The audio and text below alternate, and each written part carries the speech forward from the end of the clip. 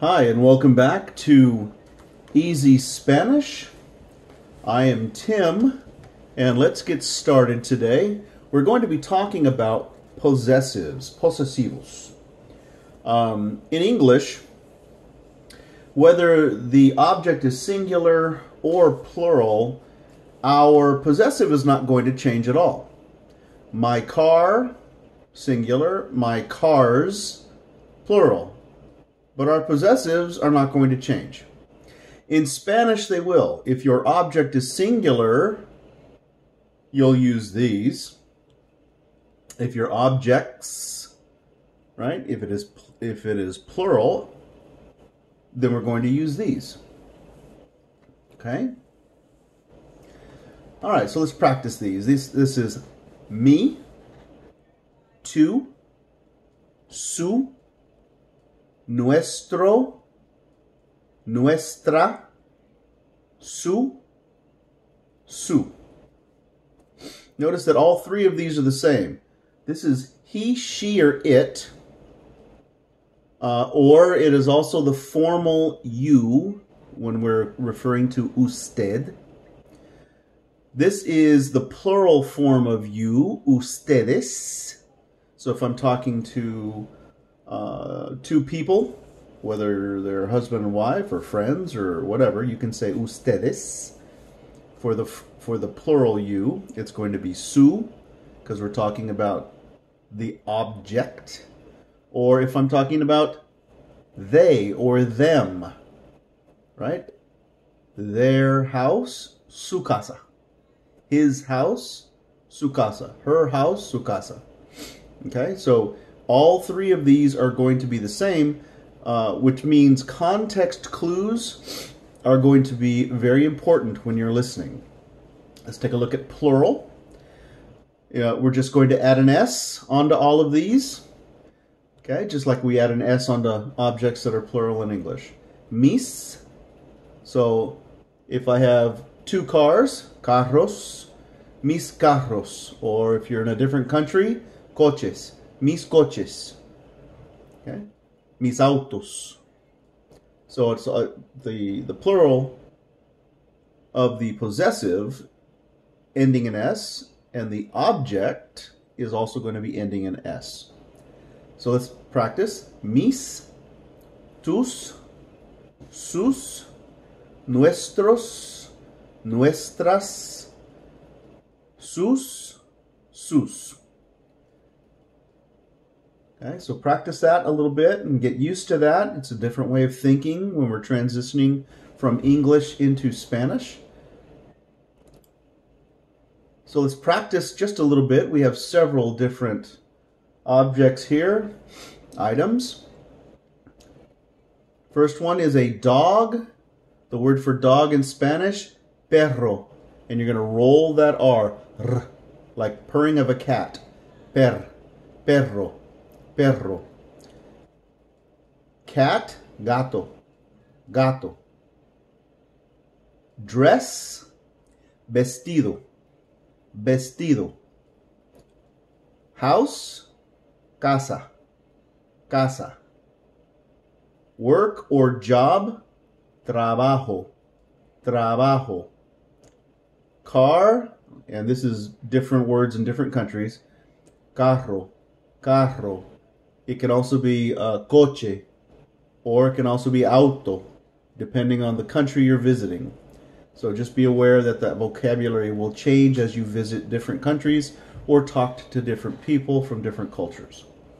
Okay, let's try our possessive. Mi perro, tu gato, su vestido. Now notice that this house is a feminine ending word, so we're going to use nuestra. This possessive is going to follow the object's gender assignment. Nuestra casa. Nuestra casa. Su trabajo. Su trabajo. Carro, ending in O. Normally that's a masculine. So su carro. Su carro. One more time. Mi perro. Tu gato. Su vestido. nuestra casa, su trabajo, su carro.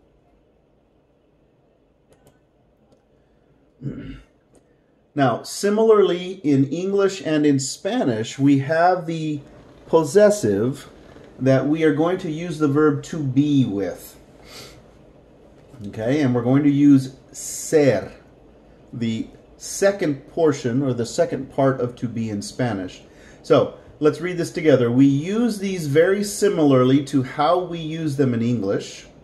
For example, it is mine, it is his, and in the plural form, they are mine, they are theirs.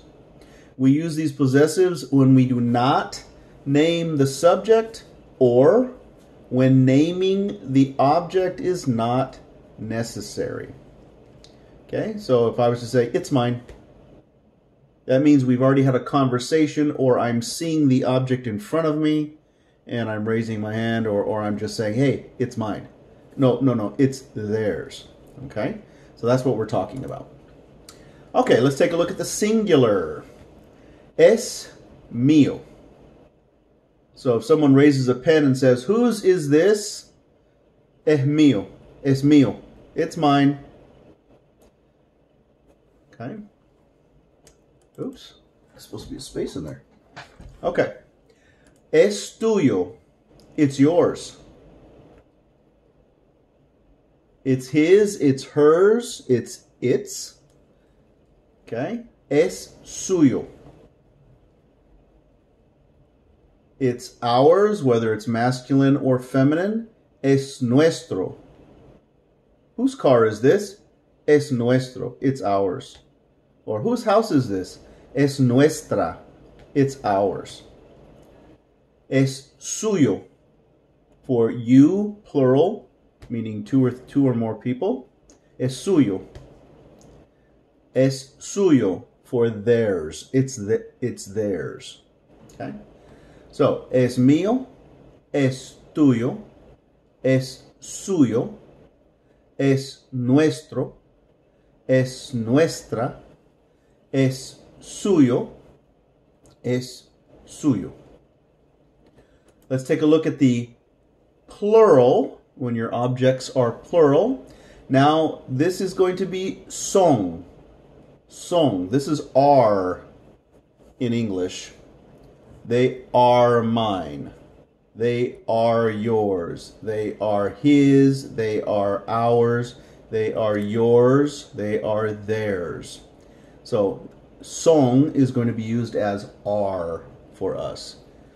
Es is going to be its. Okay? So, míos. Son míos.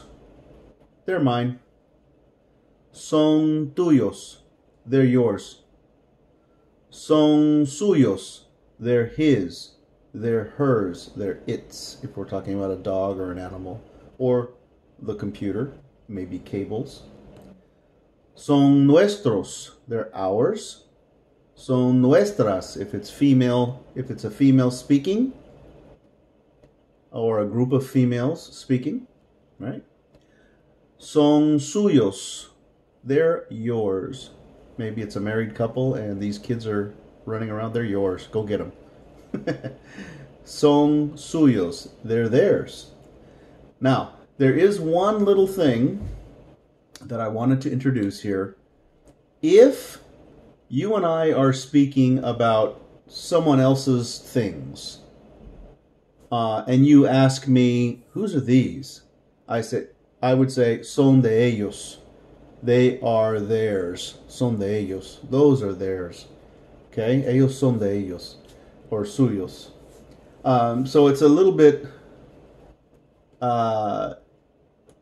so it would look something like this. Son suyos. They're theirs.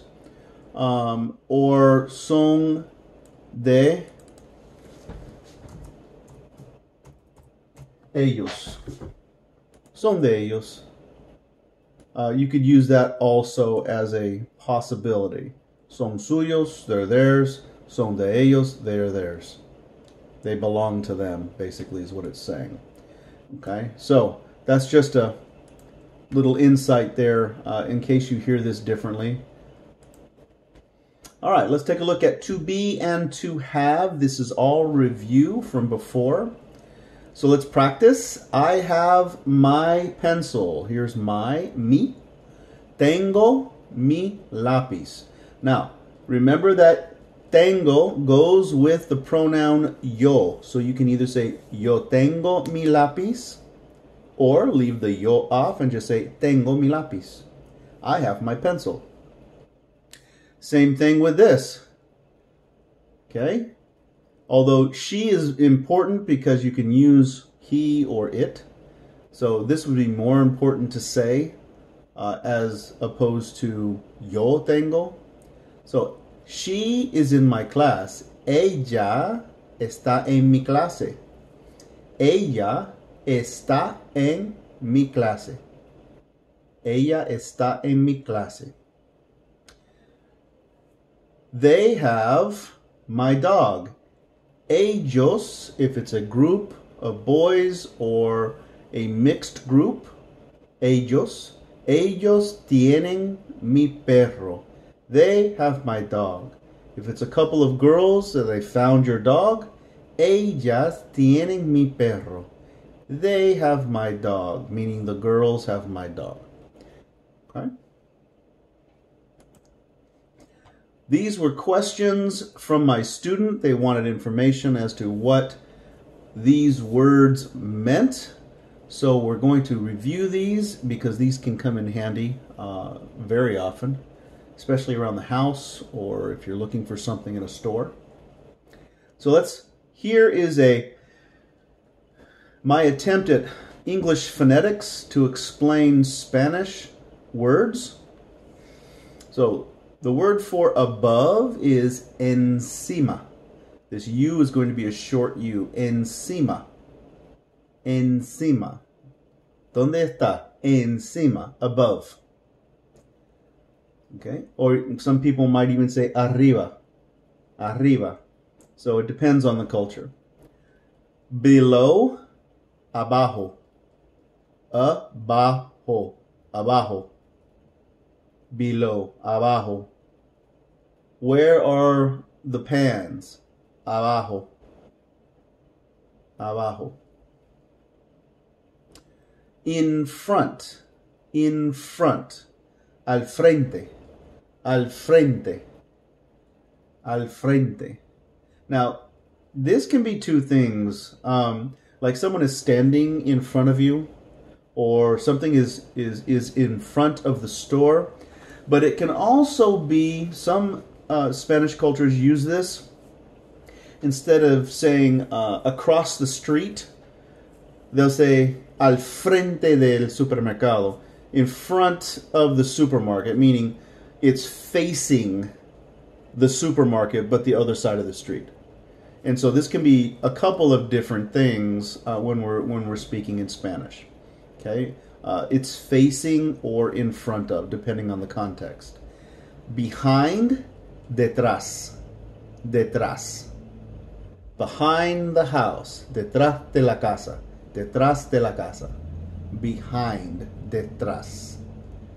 Early, temprano, temprano, temprano. Late, tarde, tarde, tarde. And you're going to roll this R just a little bit. It's not going to be tar. It's going to be tar.